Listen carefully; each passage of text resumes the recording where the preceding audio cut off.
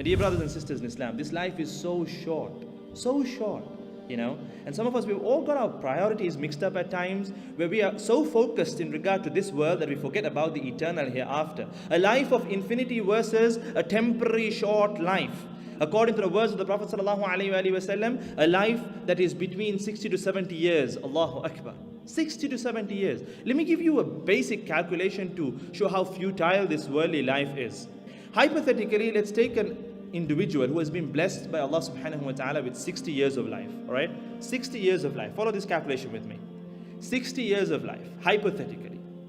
But to make the calculation easy, let's go with 8 hours. 8 hours is 1/3 of a day or not? 8 hours is 1/3 of a day. Mathematicians in the house. 8 hours is 1/3 of a day. So basically, you're sleeping 1/3 of 60 years. How many years is that? 20 years. Snoring away. 20 years in sleep. How many years have you got left? 40 years. Of which you're not held accountable until you reach puberty. And these days, when do the boys and girls attain puberty? With all the genetically modified food and whatnot out there. Shall we keep it at 15 to make the calculation easy? 40 minus 15. How many years have you got left? 25 years. Yes or no?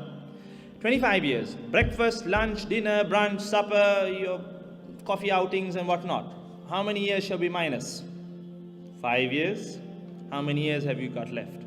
20 years. Okay, what about the time you're going to spend at work? It's equivalent to the time you sleep. We're not going with an accurate calculation here. Shall we knock off 10 years out of the 20 years? You're left with 10 years. Recreational activities. Picnics, trips, time spent with family, friends, hanging out with friends, chilling, whatnot, yeah?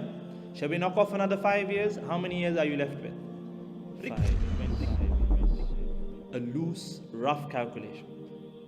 5 years to invest in that eternal life of the hereafter.